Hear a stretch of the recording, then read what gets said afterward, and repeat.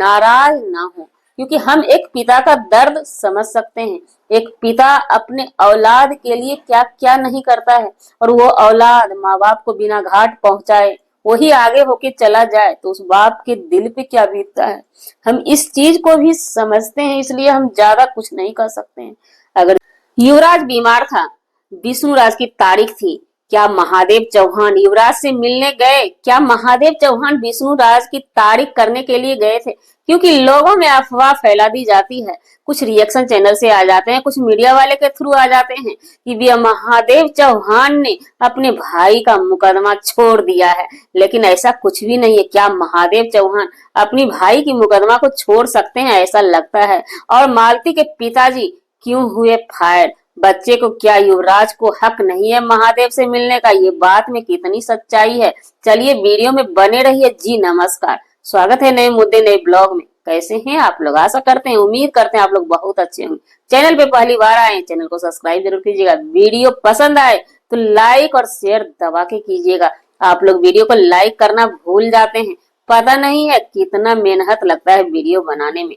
तो जी महादेव चौहान जब से मिल करके आए थे, युवराज बाबू बहुत बहुत बहुत बहुत बीमार चल रहा था, और अभी भी फिलहाल भी वो बीमार है। पेट में दर्द, न जाने क्या क्या बच्चे को हो चुका है।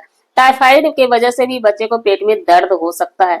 लेकिन हमारी माने तो हम युवराज के चाचा, युवराज के मौसी, युवराज के मौसा, जितने भी गार्जियन है, सबसे कहना चाहेंगे, जितना भी स्पेशलिस्ट, सबसे बड़े डॉक्टर हैं बच्चे के, उनसे आप उनका इलाज करवाइए, क्योंकि अब युवराज की दुख हमें भी नहीं देखी जाती है। अब इस पे कई कमेंट करने के लिए आएंगे तो फिर चले क्यों नहीं जाते हैं। तो जी जनाब, दुआ दिल से दिया जाता है। महादेव जी क्या बोले थे दुआ करने के लिए? महादेव जी से ये बोलने की बात नहीं है, उस बच्चे के लिए ना भर भर के हम लोग दुआ करते हैं। कहते हैं हमारी उम्र लग जाए युवराज बाबू को। आपको शायद पता नहीं है, युवराज बाबू के लिए हर एक माँ प्यार लुटाती है। कितनी माँ उनकी है शायद आप काउंट नहीं कर सकेंगे।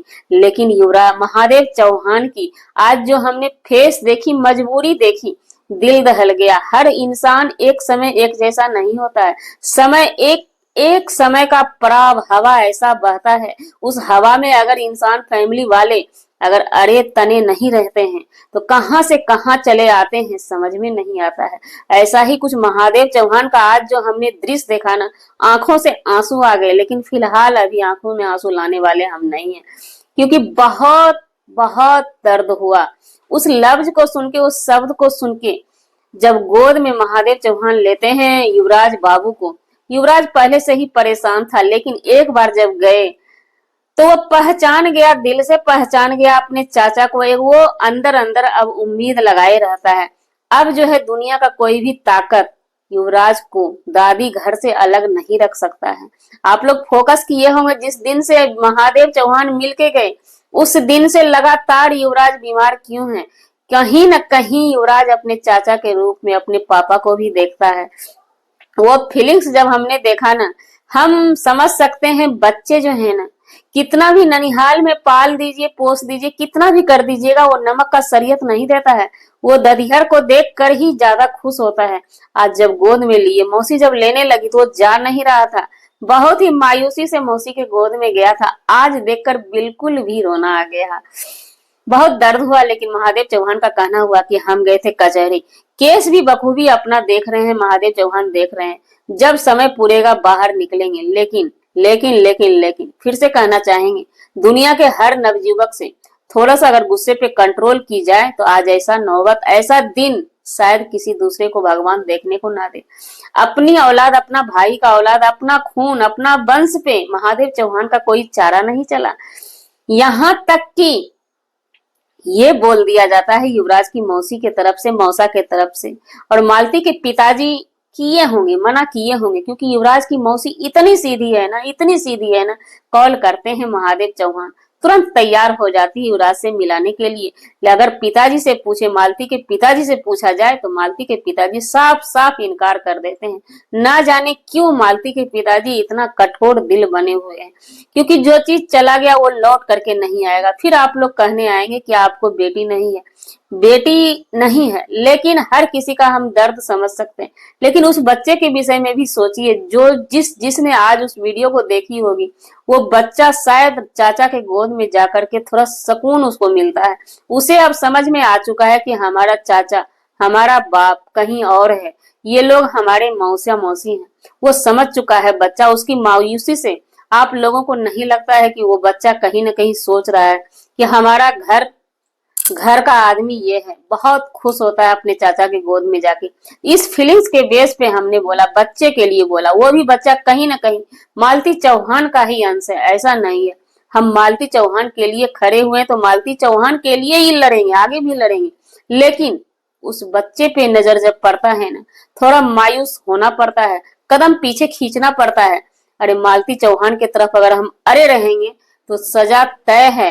लेकिन बच्चे का शक्ल देख के थोड़ा दया आता है।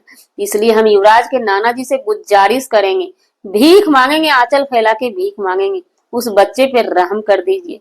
जो बच्चा की चाचा को देखकर सुकून मनाता है, हो ना हो उनके पिताजी के मन में भी, मालती के पिताजी के मन में भी यही चल रहा हो कि हमारा नाती अभी पीछे में एब्सेंट में अच्छा से रहता है। बार बार अगर चाचा को देखेगा, दादी को देखेगा, तो दिल में एक गम होगा। गम तो खैर अब आ चुका है युवराज के पास कि हमारे चाचा जरा सा आते हैं, छू करके चले जाते हैं।